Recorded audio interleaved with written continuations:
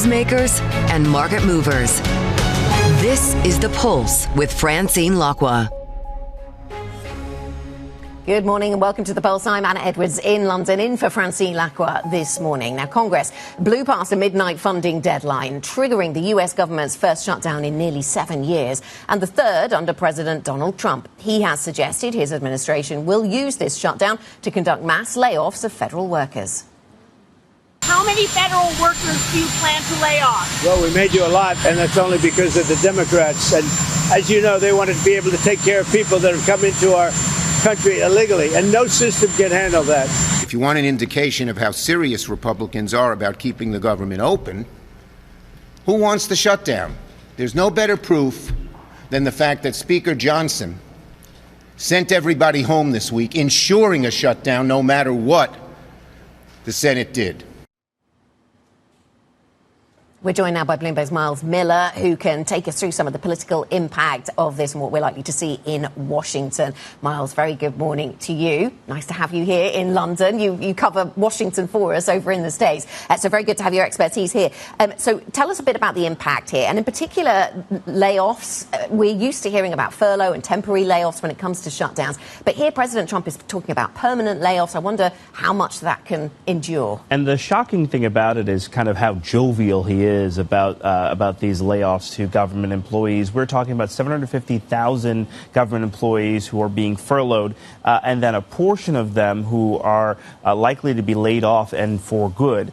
Usually when we have shutdowns like this, what happens is these government employees are furloughed and they get back pay. We know now that the president has said that some of these people can be working in programs that will be permanently unfunded, permanently eliminated. But when you get down to the brass tacks of it, what is so important to focus on is the fact that the very important economic data will not be coming out when we expect it. The Friday jobs number that so many parts of industry rely on. The same thing with GDP and inflation as well. You know, it's essential to the ECB. It's essential to how the Fed sets rates. And without that kind of data coming out in a timely fashion because of the shutdown, you know, it could really throw markets in for a tailspin. Yeah, absolutely. So if we don't get that data, maybe more emphasis on some of the data, the private sector data that we do get. Miles, thank you very much. Thank you for joining us. Miles Miller here at Bloomberg, taking us through some of the latest news flow surrounding the shutdown. Joining us now, Ursula Marchioni, head of EMEA Investment and Portfolio Solutions at BlackRock. Ursula, very good morning to you. So let's get your big picture take on shutdowns. I was looking at some data about what stocks do in shutdowns, and what's really interesting is over the last, the last ones we have on the Bloomberg terminal at least, they're all of varying lengths, different backstories that come in before them. But it doesn't really tell you anything about which way stocks will go, for example, because they've done everything. They've gone up, they've gone down, they've gone sideways, and net, it adds out to pretty much no information at all. So what kind of thinking do you do going into this shutdown? Good morning, Anna. Thanks for having me. So, yes, I agree that typically markets tend to look through the noise of the shutdown. So, to your point, if we look at the last few occasions where we've seen this playing out, actually the S&P rose throughout that period. And so you can see different elements playing into that. But the effect wasn't necessarily that negative. But this one is different. I agree with Miles in terms of the importance of having more hard data coming through at present with respect to the US economy is extremely high, because we have two dissonant narratives about the US out there. One about soft landing, which really consolidated around the last Fed meeting, the CAT, Chair Powell referring to downside risk in the employment market. And then another one where we've seen a very strong Q2 GDP figure. And so, again, where are we? The fact that we are extremely unlikely now to get payrolls on Friday, but potentially the last shutdown, to your point, lasted 35 days. So we could get into something that hits the 15th of October when we're due to see CPI, and then towards the end of the month, the Fed. I think this is important. And so for me, from an investment perspective, it goes back to two key themes that we've seen playing out this year with investors, and that 100% will continue. One is the volatility in the long part of the curve, and so duration not playing as a diversifier in portfolios as it used to, and so the need to find other diversifiers diversify our diversifiers is my tagline. And then the second one is the role of US assets in portfolios, particularly for European domiciled investors. Okay, so Ursula, as we look to diversify the diversifiers, where do we look? So we've seen obviously a lot happening in gold. So if I take a step back, plus 46% performance year to date, and still, over 50 billion in flows just through ETFs or ETPs rather. That trend, despite the run having been spectacular, is set to continue because we need more alternatives to that cushioning that duration doesn't give us anymore. Other areas, private markets, potentially new asset classes, small allocations to bitcoins to be considered. And then I think more in the classic space, systematic strategies, hedge funds and long shorts, also great ideas. There's so many emerging trends in asset management right now. Private markets is one big one, I suppose. As we think about that diversification theme, how much structurally do you think this sort of landscape of assets that people pick from is really shifting right now, and people are increasingly looking for those alternatives? I feel it's shifting significantly. I've been on the road this year, last week, as a last example. And again, the conversation around strategic asset allocation changes to benchmark is top of mind for all large distributors on the continent in the UK. And I think the element that you refer to, private markets, as a manifestation of new diversifiers is one element. The other big element is, again, what do we do with US assets? What do we do with the US when, if you talk to a German investor, we've seen about 20% increase in the DAX year to date, and yet the S&P, while up 14% in dollar terms, is flattish in euro terms. And so we've seen this decoupling in dollar weakening and strength of the US equity markets. And so what to do there, where we observe loads of portfolios having equity sleeves allocated to MSCI World, which has 73% exposure to the US. That is a huge theme. And so again, I'm seeing clients and I'm thinking about the way forward as one where we need to be selective and discerning. So in the US, I think there's very much a quality theme around, AI continuing to play out, but also healthcare or banks being attractive sectors. In Europe, it's more of a value tilt. So if we think about banks, good profitability, yet still cheap, or more domestically tilted sectors such as defence, industrial. So again, either sectorial plays or partnership with active managers that can select, I think will be a good way forward. And do you think, do you see data or talk to investors and get the impression that investors internationally are pulling out of the United States, or they're still happy to be in the US, they just want to hedge those positions in a way that maybe they weren't previously?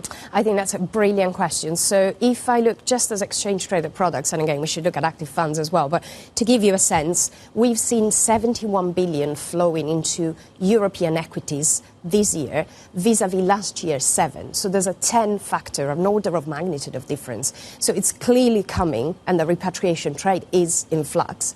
Since August, we've seen some return of interest from European investors towards US equities, but as you pointed out, it's more towards hedge share classes or areas where the FX element is less pronounced.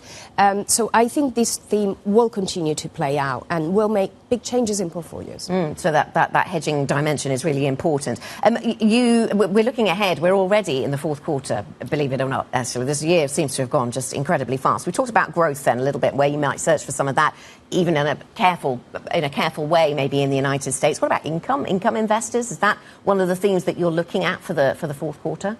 100%, and I think that's the other side of that duration element that we mentioned. So we've seen a lot of interest for short duration, and we still like short duration and the belly of the curve, both in the US and in Europe, and then locking in income, which is still a generational high opportunity. We like European investment grade, but we also continue to like emerging market debt, particularly in local currency, where we've seen a lot of flows returning this year, and we think there's more to go. Yeah, we had an interesting conversation in the last hour of programme, actually, about emerging markets and about the effect of that weaker dollar. And so often when if we've seen negativity around the United States, admitting that stocks are at near record, so it's not very negative, the overall story in the US. But when we've seen people turn a little more negative on US assets, that doesn't necessarily bode well for emerging markets. But here, with the dollar weaker, and a lot of people are asking, what does this mean for EM and what opportunities might there be in EM if we're relative to each other rethinking political risk in these geographies? Yeah, I think you're right. It's always a relative trade. And so, again, in this logic of loving the US equity market but having to take care of the FX element in a different manner and therefore diversification into other markets, emerging markets have seen inflows. And there as well, I think the stars are aligned in terms of the weaker dollar going forward. We think about the next 5 years at BlackRock, we expect as a central scenario a further weakening of about 8%. That is coupled, stars are aligning, with emerging market central banks broadly being on a easing path. And so, again, you can see the two converging together and more opportunities going forward. Again, I think selectivity is important. We've discussed a lot around this big block of emerging markets, potentially needs redefining. There's a lot of different things in there. And so China, India continue to be for us the areas to focus our attention. We're going to listen to a conversation about the world's best bets right now, Ursula. Is it AI and that technology and all the excitement around it? Is that still, do you think, the favourite in terms of topics to invest around? Look, it's difficult to see how it will derail. Also looking at the last earnings season that we just wrapped up and how, 12% EPS growth in the S&P 500 year on year, and within that, communication services, information technology being the leaders. So yes, I believe it will continue. It's a generational opportunity, a structural change, but that element of discerning and selectivity is important because, to your point, we are at record heights. And so if it is a structural change, does that mean we accept it's different this time? Is that what we say when it comes to valuations, that if valuations look stretched, maybe that's okay? It is okay, in our view, because, again, the cash flow that you see coming through and the earnings that we have seen being reported still sustain that. Of course, should that change, that will be a signpost that will make investors reflect. But for now, we continue to like it. OK, thank you very much. Thank you, Ursula, for joining us. Ursula Marchioni, Head of EMEA Investment and Portfolio at BlackRock. Now let's take you live to Bloomberg's Women, Money and Power event taking place here in London as the financial world experiences a massive reallocation of capital and profound technological change, some of which we were just discussing. What are those great opportunities and biggest risks facing global markets? Let's speak now, or hear now, from Bloomberg's Francine Lacqua. She's hosting a discussion with the CEOs of State Street Investment Management and Franklin Templeton. We're calling for a soft landing in the U.S. We think the ECB has done a really good job. We're obviously a little bit concerned with China and some of the structural issues that are necessary. And we're also working our way through all the tariff negotiations. And I suppose maybe that's the piece of it, which is realizing that we've been in a period of time where we've had ultra low interest rates, a lot of fiscal stimulus, this ongoing globalization. This chapter is coming to a close. Clearly, America is focused on America first. And so that notion of just buy the S&P 500, if you own that for the last couple of years, you would have been just fine. It's all about making sure that portfolios are very diversified because it is difficult to price in the uncertainty and volatility. And so I don't have necessarily a risk that we don't think the market is thinking about.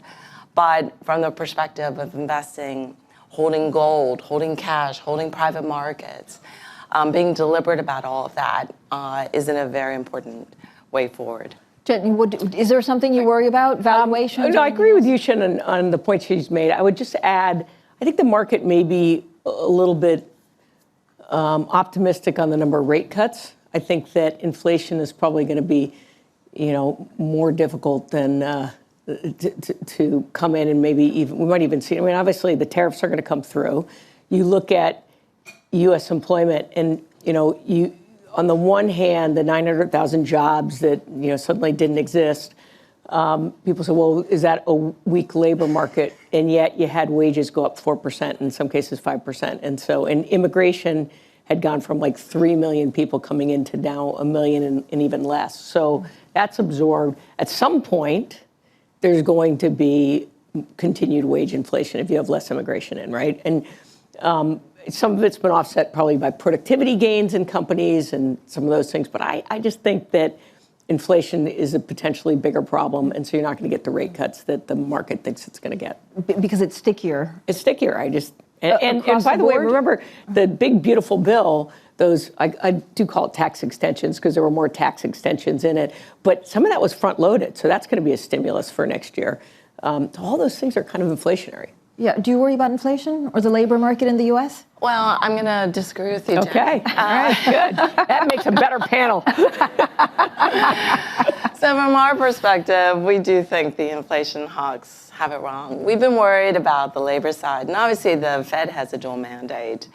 And from our perspective, yes, we've seen some goods inflation, but the services side is showing deflationary pressures. And then when you think about housing and rentals, we see that really coming down. And so inflation, in our view, 3% last year. We think it's 2.8% this year, 2.6% next year. And wage growth is slowing. Unemployment is ticking up. It hasn't impacted the consumer yet, and that's one of the reasons why we're optimistic about the U.S. equity market. But we think it's critically important that the Fed continue on its path of easing. We're calling for another 50 basis points this year, 50 basis points first half of next year to really get to a neutral rate closer to 3%, which we think is more sustainable relative to the growth of the economy. I mean, I know the Fed drives everything, but are you sometimes amazed at, given everything that's going on, geopolitics, China, there's multiple wars on multiple fronts, the debt concern, the U.S. government shutdown that we're experiencing, that, the markets are a little bit too focused just on interest rates? Well, the consumer's still doing great in the U.S. I mean, they're still spending, and actually, if you look at the market, I mean, earnings are pretty good. You still have pretty good earnings growth. I think there are segments that some of the policies are really hurting. I think like agriculture, hospitality, some of those things. But in general, the market's still and the economy's still really strong. So I'm putting on the side of saying that. We're going to have good markets here, and that's why I think we'll have a little bit more inflation than the Fed. So I would put it at the 25 basis points one time this year. Do you look through the U.S. government shutdown? If you look back in history, 20 plus shutdowns, they tend to last 1 to 2 weeks. I'm not going to say I'm projecting that is going to be the case here. But there are clear policy compromises that can be made here. There's an exit ramp that's available. And typically when you see a shutdown, it's modest impact to economic growth. But once there's a resolution, you gain that back. In so many regards, I would say the market tends to look through these episodes. In 2018, the shutdown, the market, initially for other reasons, the market dropped and then it actually went up and bounced back. So we seem to get through them. I mean, there's not a single day that goes on without us talking about private credit, private markets. Is there anything that we're underestimating, actually, with the very rapid growth of private credit? Look, I always say with private credit, you got to remember that banks used to be the lenders. Capital requirements were such that it changed it. So now that's shifted into the private markets. I think the key is, but this is consistent with any credit. With credit, you always have to find where the opportunity is, right? So right now, you look at the high yield market and even the private credit market, some portions of it are priced for perfection, right? Like you want to know people are optimistic about the economy? Look at the fixed income markets. So you have to find where there's opportunity. And the key, I think, is to remember that private credit is illiquid, and therefore you have to get a premium. You should get a premium for that. So kind of demand that. Am I worried about private credit? Not yet. What I've said, one thing that is a concerning trend is as you get into these perpetual products from drawdown, it's always a bit riskier when you have to deploy capital in the case of credit. Because sometimes you're better off saying, well, you're not getting the risk-adjusted returns that you should for it. So I think that's just a trend that we should keep our eye open on. But Jenny, Franklin Templeton has really expanded, quite a lot into private credit. Yep. The integration, I imagine, hasn't been without tension, because if you're a traditional asset manager, it's quite different to private credit investing. So how do you navigate the two in terms of leadership? I actually, honestly, don't think it has been. I actually think there's tremendous respect from both parties, and actually they view it as where there's an advantage. Matter of fact, if you're just a traditional fixed income manager and you don't have access to talking to people in private credit, it's like you're managing with half the information. So we ensure that our teams are talking to each other to understand how it's evolving. And as a matter of fact, I think we're all doing is trying to figure out appropriate products where you can incorporate private assets into, combining with your traditional fixed income. Yeah. You're also going into just much more alternatives. Is there a strategic challenge in trying to build scale in some of these projects? Look, I think that I first want to agree with Jenny in this case. I see, tremendous value creation happening in the private marketplace. The liquidity and capital are available to private companies.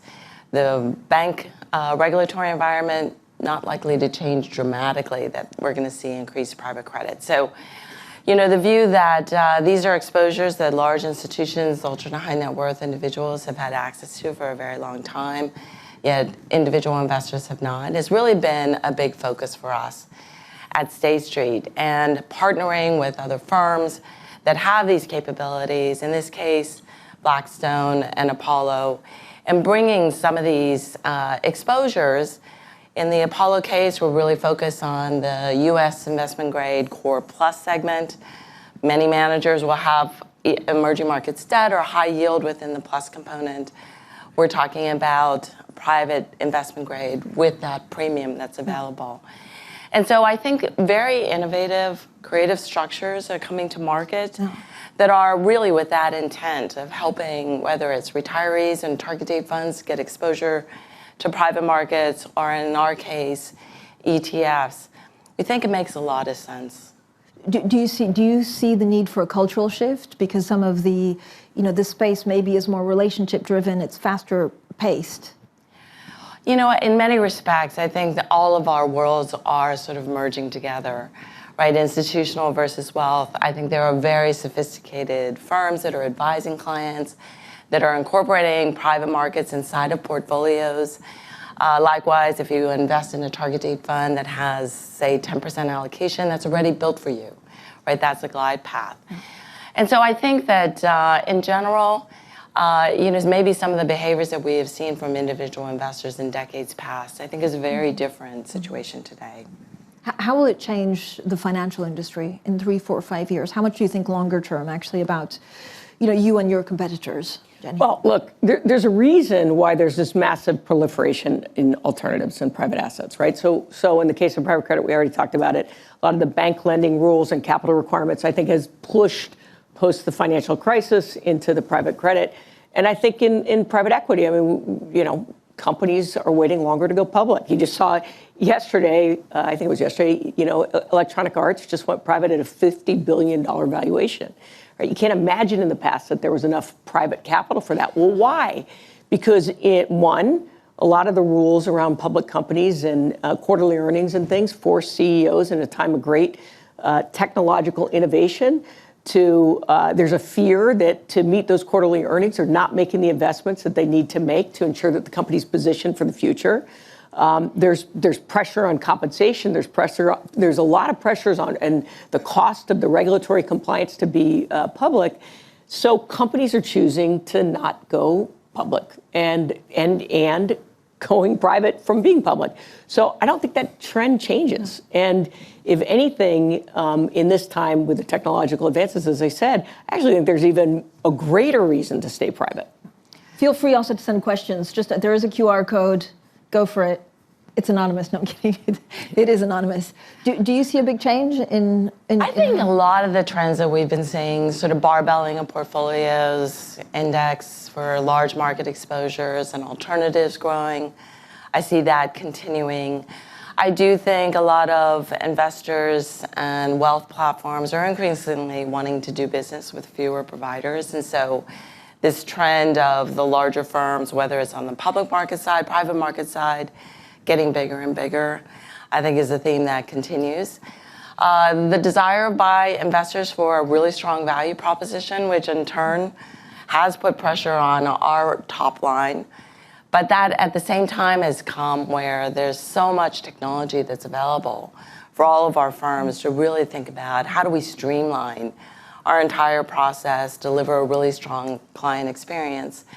And I think the other exciting thing that we're seeing is just the ability to leverage technology at scale and customize, personalize at scale. And so, we've partnered, for example, with a firm in the U.S. called Ethic that provides, this automated, tax-optimized solution for clients. And I think it is beginning to make certain markets, when you think about India, for example, payment systems are much more robust. Ability to transact is a lot less costly. And so we're seeing new investors coming into the market. And I think that's an exciting space. I mean, I know there's a couple of ideas being floated around, get rid of quarterly earnings. We're not sure whether that sticks or be regulated, but does it also change the public markets, or will public markets want to change? I don't think if you go to changing to reporting every 6 months, I don't think that's enough to change and people say, oh, now I want to stay public. I don't think that's going to be dramatic enough. I think there's a lot of fundamental issues around being a public company. And we need it. Like, we need the liquidity. We need a lot of public companies because most people, it's the best way for them to get investments. They need to have that liquidity. And so we have to, I think, be honest with ourselves about why it is that people are choosing to stay private. You mentioned technology. Do you feel like you're at the moment the financial industry could be disrupted? So how much time, in your working day, do you spend thinking about disruption, AI technology, or acquisitions? A tremendous amount, because I think the world is changing quickly. And I say that every year, and I feel like the following year it is even changing faster. And so I think all of us in our industry have to look beyond, what we're doing in our financial services realm, but look broadly. And so the technology, how it can be used to create greater efficiencies and productivity, I think we're all doing that. Looking at opportunities to get greater insights, whether that's in the investment process or delivering for our clients. I think in many respects, we're still early innings. These are questions that we get from our clients all the time, like winners and losers with blockchain, with AI, with quantum computing. And frankly, I don't know if we have all the answers. But what I think is exciting from an investment perspective is the ability to take advantage of these greater macro themes. And to ensure that there's that allocation, because we know these spaces are really, they have the potential to disrupt. Exactly what the outcome is, I think, is still to be played out. Will we see more deals like you did with Apollo? Is that like a blueprint of things to come? We're very much oriented around partnership. I would say if there's one theme that runs through State Street, it is that. We know what we're really good at. And ETFs is a big part of our business, and so partnering with what we consider best-in-class firms to bring their capabilities to market, Apollo, Blackstone, Bridgewater, all of those are partners. So I think the answer is yes. Jenny, how do you see your firm actually changing over the next 4 to 5 years, and what do you spend most of your time thinking about? Well, I mean, so we got big in private assets. So we're about $260 billion at Franklin Templeton private assets. We just announced a partnership. We had wanted to do more in the infrastructure space. We think that's really important. Infrastructure is a great asset for particularly people who are retirees, want some source of income, but also get some upside. Mm-hmm. And we ended up partnering with 3 firms to pull together, and then we're going to, package it and basically leverage our distribution capabilities. One thing that I think is really important to understand the differences as you talk about these various firms, as you move from these alternative managers who have historically just sold into institutional clients, where the client knows exactly in a pension fund what their cash flows are, to being able to talk to financial advisors of individual clients. The education that's required is really significant, and the investment in education is really important. And we've spent a lot of time on that component of it to make sure that suitability is appropriate. And I think that all of these things, as we're coming together, it is really important. The financial advisor is critical because they're the tip of the spear in figuring out whether it's appropriate and suitable for an individual client. In terms of the leadership, Jenny, you just added a new co-president, Daniel Gamba, to the firm. What does that mean for succession planning? Are you planning to step down? It's so funny. Somebody asked me that question. I was like, what are you talking about? I'm just getting started. No, I couldn't be happier about Daniel coming. He was actually a CEO or president over a $1.3 trillion asset manager, and I had to convince him why. And, Yie-Hsin talked about it. I think that the bigger getting bigger in asset management, and the reason why is you have to have full breadth of capabilities, and I genuinely believe that if you don't have scale, your ability to train your AI models, you're going to be left behind. And data is very expensive. We know because we buy it from places like Bloomberg. But so, yeah. So honestly, to be able to attract Daniel and also to recognize two other folks who are on my team and the good work that they do, we created a model. We actually have 3 co-presidents under me. So I gave up the president title, and I'm still the CEO, so I always thought it was kind of silly to be both president and CEO anyway. What are you like as a leader? I mean, in these, when you look at what you've bought and it's big and you're trying to get bigger, is it really culture fits that you have to work on, and how 100%. Difficult is it to pass it down? That is the biggest thing that happens in this, right? It's easy to buy a company. What's hard is making sure you're integrating and that it ends up being more than just the firm being added to your firm. And so we spent a lot of time getting our CIOs to know each other and talk to each other. And I'll tell you, to me, it was like a breakthrough when this was what our growth equity CIO was having a heated debate with our deep value CIO on whether NVIDIA was overpriced or underpriced. And both just fundamentally believed it. And it takes time for that to build that kind of trust to be able to do that. And then, we came out with a real estate debt fund, and actually it came out between our real estate private credit team, or actually our private credit team post-COVID was saying, gosh, if we have to foreclose on a property on this real estate debt that we have, we're just going to have to sell in the market. We've never managed properties. Let's talk to the real estate clearing partners. So they started doing these calls every 2 weeks to just talk about kind of what the market looked like. And it was the clearing partners who said, hey, all the regional banks were the lenders. They've retreated post-Silicon Valley. We should step into the space. And so we launched a real estate debt fund. And our multi-asset team actually was the one that seeded it with $500 million to give it scale right out of the gate. So to me, having 3 CIOs, all of this came out of our CIOs. It didn't come out of product development. And to me, that's a sign of success by being able to get them to spend enough time together that they value each other's insights and have those conversations. And so I view it as that's kind of my job, is making sure the team is actually playing like a team. Yeah, and this is also something that, leadership fundamentally boils down to making sure that, the culture fits, the culture works as you want it to be. That's right. And to me, I think in this position, it's really 3 key things that are critical. One is strategy, which you talked about, asked us about, the right direction for the firm, recognizing your strengths, your ability to deliver value and punch above your weight. 2 is having the right people in the organization. Jenny spoke about that with her co-presidents.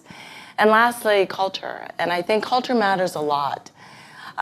We're an organization that's very collaborative. We work very closely with our clients and partners.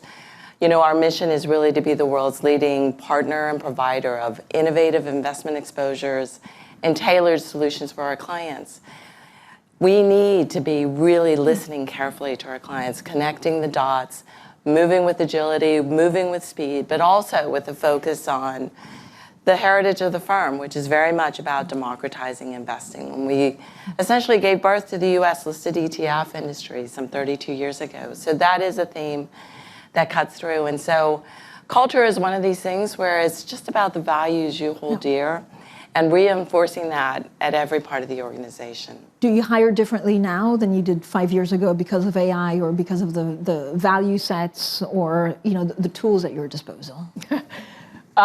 There's some things that you just never change. I always, when people ask about culture and acquisitions, I always say, in acquisitions, the investment banker will tell you why it's a good price and a good strategic fit, but they'll never talk about culture.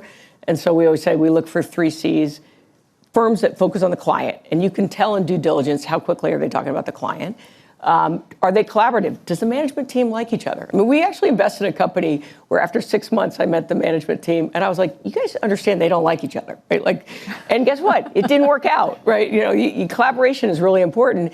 And then finally, this mindset of continuous improvement, right? Are there people who are curious, who want to, you know, continue to do better?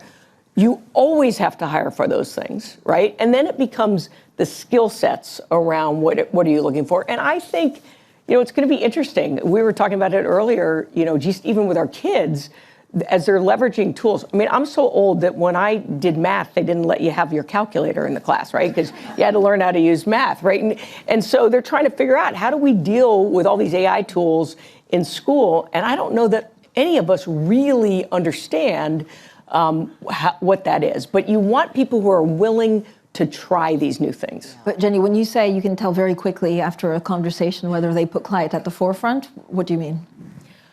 You can, I mean, you and I just had a conversation about an event that we had where somebody made a comment that we were shocked that it actually, I said, that must have been an internal voice. I don't know how it came out externally about how they were thinking about clients. You can tell. You can tell whether people genuinely are there. I mean, at Franklin Templeton, we talk about, and I tell the story about how, you know, saying to my kids, will anybody follow me in my career? And my daughter goes, no, Mom, I want to do something that helps people. And I was like, are you kidding me? Like, and I get excited about what we do because it is so important in helping people. And, you know, I think you can feel whether that's a genuine passion about whether people feel that or not in our industry. How do you hire? Look, I think I'm with Jenny. I mean, there are lots of tools now that help us, but at the end of the day, we are in a business of delivering for people. And so that desire to be curious, to learn, to be entrepreneurial, you know, a lot of the skills that are being taught these days in college, I think in 3-5 years' time, it's going to be something else. And so it's that core desire to stay current, to understand, to learn from others, to bring others along with you as you seek solutions. I think those are some of the qualities that I think are very persistent over time. Can you tell in the first meeting whether it's going to work out if you meet someone that you want to hire? I think there is a desire to come to a conclusion very quickly, but I do think it takes some time to really watch and observe and try to understand, you know, the motivations around decisions that they've made in the past. What are those key sort of value trade-offs that they've made? I think some of that essence, I think, is quite important. I'd say if we haven't all admitted that we've hired the wrong person for a certain job, then we're lying to ourselves. It's hard. You try to do it. I think that one of the key things is you also have to then make a decision to make a change if it doesn't fit. And you learn from that. And you learn from it, right? That's right. Jenny Johnson, Yie-Hsin, thank you so much for joining us. Thank you.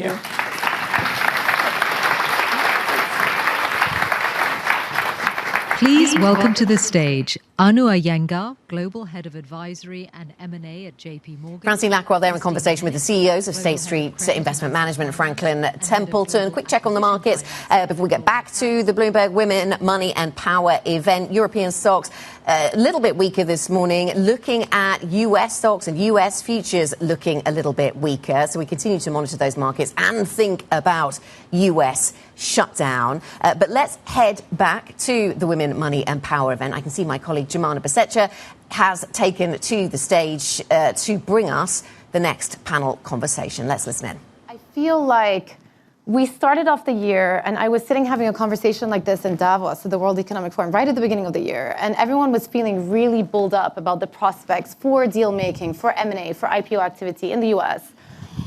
And then you fast forward a couple of months, and obviously you had the tariff announcements, you had this massive wave of uncertainty unleashed. I think, you know, there was concern about what this all meant. We were entering into this new regime. And yet, in the last couple of months, what we have seen is public markets, US stock markets, all-time record high after all-time record high. And some mega deals have been closing. I mean, only yesterday, we're speaking about EA Sports. That is the largest LBO in history. We're talking about $55 billion here. So something has happened in the last couple of months, and we're going to get to the bottom of it. Anu, I want to start with you and just sort of, you know, your description, your characterization of what has gone down in 2025 and why all of a sudden we're seeing these mega deals come to the forefront? It's been a roller coaster ride. Yeah. Many of it unexpected. And now I think people getting comfortable with dealing with the unexpected. Every day you wake up and you're like, okay, what's the headline today? And how do you navigate it?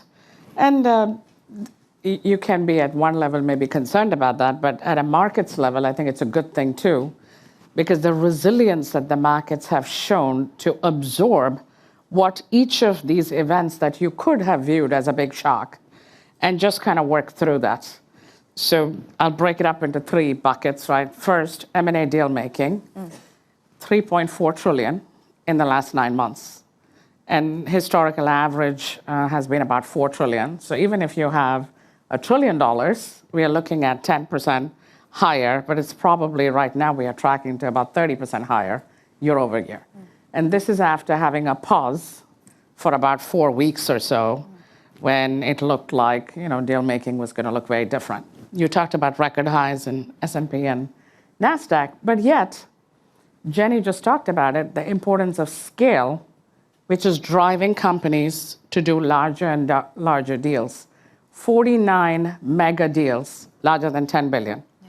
49, just in 9 months, contributing to about $1 trillion of volume, because the correlation between valuation and scale is at an all-time high. And so you see every strategic who's saying, yeah, if I want to do an M&A deal, how do I do a bigger and bigger deal? But yet, at the same time, there's about 20% of the S&P 500, which is trading at a discount, and a meaningful discount to their 52-week highs. So there's plenty of opportunities as well, which is why you see deals like these LBO deals happen. Speaking about headline news, we walk in this morning, there's a US shutdown. Could that derail IPO activity? I mean, SEC is going to get impacted. Filings for IPOs are going to get impacted. I think we could find, just among the four of us, 50 headlines this year, each of which in isolation you would have said should bring things to a grinding halt. Because we are still in the middle of geopolitical tensions across the globe, each of which you could consider as a significant event that has an impact on many things in the economy. But yet, people have figured out a way to navigate it. So whether you want to call it uncomfortably comfortable with uncertainty. Numb. Not numb. I think there's various versions of that. But no, I don't think it brings things to a grinding halt. I think the innovation, creativity, and most importantly, the need for scale, the need for supply chain solution, the need for technology, need for AI, the need to find solutions to labor. There's a lot of drivers such that companies don't have a choice but to navigate. Okay, so let's pick up on that word scale. You are in the interest, Christina, of providing capital. The deals are getting bigger. I referenced EA Sports, but there are a whole bunch of other deals also. You talk about Anglo-Tech, the railroads in the US also. These are huge deals that are going through. How easy is it to get the capital that is needed to finance those deals? And how big can you go? I mean, $55 billion is a huge sum. So the very good news is the credit markets across non-investment grade and investment grade are very strong. And we can talk about all-time tights, but importantly, supply-demand is still in a very good technical position, which means there's not a tremendous amount of supply yet of large transactions. Obviously, the deal you mentioned on Monday is a big one. And we've also had great innovation in the capital markets, and a lot of that happens in the US around the private credit markets. And the thing that's exciting for us at Goldman Sachs is the convergence of those two markets are creating even more pools of capital. And so when we created the Capital Solutions Group at the firm, that's what we saw. We saw private credit expanding. It started out in a non-investment grade sponsor-related market, and now it's grown into the investment grade market.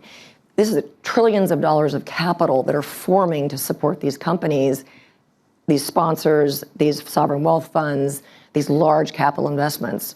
The need for AI investing in data centers and compute and also energy transition, people quote $100 trillion by 2040. So we're quite confident that the markets will support that. Back to the question about how big can we go. Right before that transaction announced, we held an internal session with our merger bankers, and we talked about the art of the possible for what would be a single BLBO, which is what that is, raising $20+ billion of debt, funding a large equity check. And I think it's really the equity there that is super exciting, which I know maybe we'll talk about. If you were going to expand that horizon to maybe a BB type credit rating, I think you're talking 60, 65, $70 billion of transaction value could get done with strong credit markets across private and public. And then, of course, we have the equity to raise. But we're very, very optimistic about the return of large M&A, and we're starting to see signs of it. And we see it in the CEO boardrooms of confidence. And yes, the blip for the shutdown last night, I agree with Anu. Hopefully it's a blip. We've seen many of them in the past. They tend to be short-lived. I think the average is 8.5 days. That would be nice. But if it does drag on, I think ultimately you might see an impact. Yeah. So, May, I want to draw on your Middle East expertise. You've been in the region for a really long time. And does that mean she's old? I've been in the region for, I guess, a long time too. So we're all in this together. But, not a day goes by where I'm not reporting on my show out in Dubai about a Middle East sovereign wealth fund that's taken a very large stake, a strategic stake in a U.S. company, whether it's in AI, whether it's QIA investing in Anthropic, whether it's MGX and Intel, the EA Sports deal, PIF, obviously a huge equity chunk.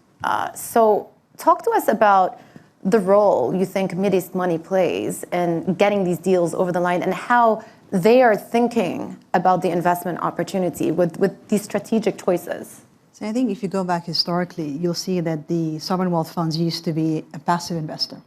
And passive investors in public securities or a passive investor in private equities, and they would not ever be on the forefront. If you look at just the past decade alone, past 5 years more specifically, but the past decade, that's evolved, that's changed. The sovereign wealth funds have realized that they have substantial amount of petrodollars that's coming into their coffers. And they have, at the same time, decided to diversify more meaningfully away from oil and gas domestically. So a lot of what you're seeing them do is really taking action for their own agenda and their own strategic agenda. So even if you look at EA as an example, and that transaction where there's a meaningful check, equity check that came out of PIF, that's part and parcel with their broader strategic plans of diversification, and sports and esports is a big part of that. Savvy was the subsidiary that was set up by PIF to focus on that. They've done an acquisition previously, Pokemon, and that was a $3.5 billion acquisition.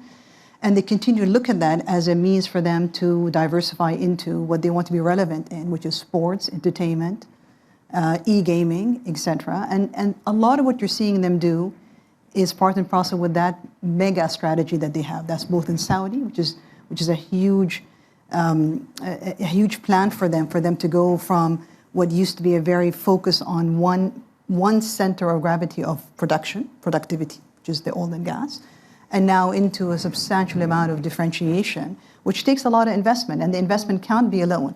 So what they're doing is they're leaning in on partners. So even in EA, they had partners with them, partners that are trusting partners for them. They've done these types of investments for them to then, and we will see, I'm pretty sure, that there'll be a lot more of the development of these games happening back in Saudi as well. But the Middle East capital is a slice of overall private capital, right? Because over the last decade, you've just seen the number of companies which stay private for longer and the number of public companies decline, right? So in that mix, I think this is the latest set of investors who have kind of grown in a meaningful way, but private capital itself has become a big part, whether that's private equity or private credit.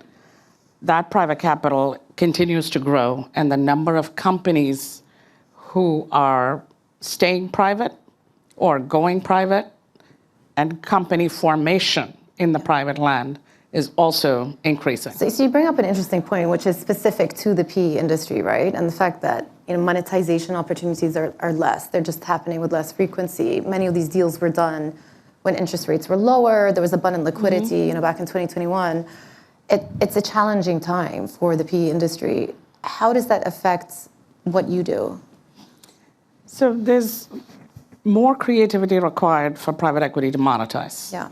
And you start with the company wants to sell to a strategic, right? And the strategics are also looking at every portfolio company of every sponsor to try to find opportunities, because sometimes that may be an easier way for you to get something done.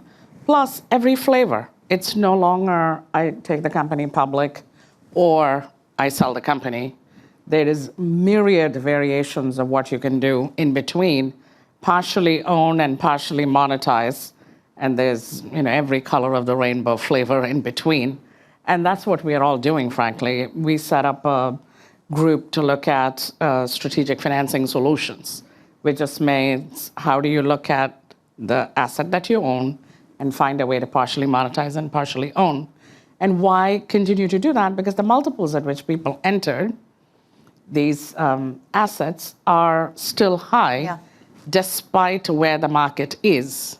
That's one. And second, the scale that you need in order to go public. Mm-hmm. So I know here we are in London, but if you want to think about the S&P 500 inclusion, in 2008, the size of a company was $3 billion to be included. In 2024, $18 billion. That's a pretty dramatic change in scale that is needed.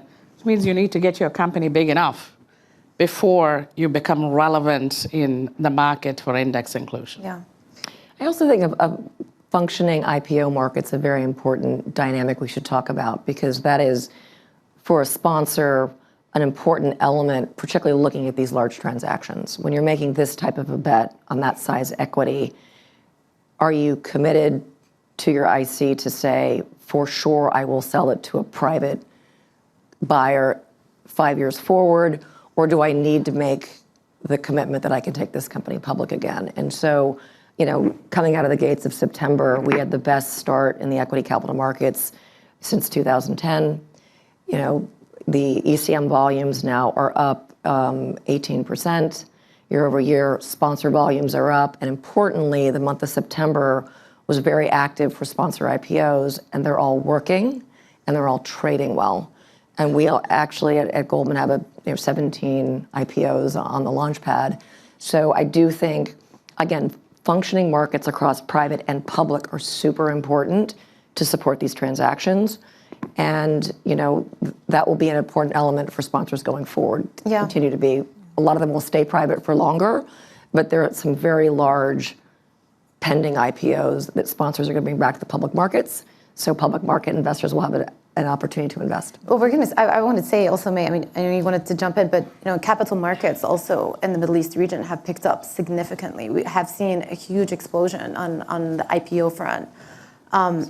How is that also translating down the capital structure in terms of opportunities and PE interest in the region? Absolutely. Can I just first maybe just address the one point, which is the other thing that we're seeing globally is the emergence of secondaries as another alternative to exits for private equity firms. And I think that is a wave that will continue for a while to come. And I think there's a lot of participants ever growing into that. So just the continuation funds, I think, entirely. Have That's also been been the biggest and something we're quite active in. But just going back to your question about the IPO markets and the capital markets in general, I have to say that in our region, the capital markets have been a little bit sleepy for a while, and then they woke up. Yeah. And they woke up with a vengeance. And the way that they woke up with a vengeance is through the governments of, in particular, UAE and Saudi Arabia, because I think these are the sort of more prominent of the capital markets.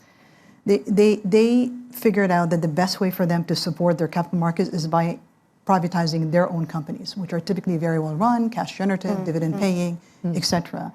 And I think they got to the realization that IPOing doesn't mean losing control. It just means monetizing and taking those funds so that you can actually invest them in other things that you need to, that are relevant to you, important to you, that you would have otherwise not necessarily been able to capitalize. So that's what's happened for the most part in UAE, in Abu Dhabi, in Dubai, in Saudi Arabia. And that really generated a lot of global interest in those capital markets. If you look at in the UAE alone, the markets are up 165% over the past few years. They've outperformed most other, if not all other markets recently. Tadawul has actually performed relatively well, maybe not as not so much this year. Sorry? Not so much this year, Tadawul. Not so much this year, but Bloomberg wrote that perhaps there's going to be an easing off of foreign restrictions on trading. Yeah. I think that's a technicality that once that actually does materialize, I think we'll see those markets performing a lot better. Yeah. And I also think that people are looking for ways to invest that are outside of the core markets of the U.S., which some people think is a bit toppy. Yeah. So this becomes a good alternative as well. I know, I want to bring it back to, I guess, the number one theme that's going to come up on every single one of these panels, and that's just the amount of excitement there is around artificial intelligence and the investment opportunities there. But it's not just excitement, it's actual hundreds of billions of dollars of CapEx spending is going into building out these data centers. Loads of deals are going through. Should we be nervous about valuations in this space? There is not a single boardroom, not a single C-suite, not a single investment committee where AI is not discussed. Not one. Every company you can... That's Bloomberg's Jemana Besettra, of course, hosting a panel on deal making at our Women, Money and Power event. A lot of conversations there about M&A, about the role that private markets are playing, of course, in that. You can continue to follow the event. You can watch that panel and all that come after it. LiveGo and TLIV are the functions to use on the Bloomberg terminal to do just that. We'll be hearing from the GSK CEO, Emma Walmsley, a little bit later in the programming on that stage. Bank of England external MPC member Catherine Mann joined us on TV earlier, but she'll be appearing on the stage at the Women, Money and Power event a little bit later. And stay tuned to Bloomberg TV for many of those interviews and panels from the event. Up next, Bloomberg Brief. This is Bloomberg.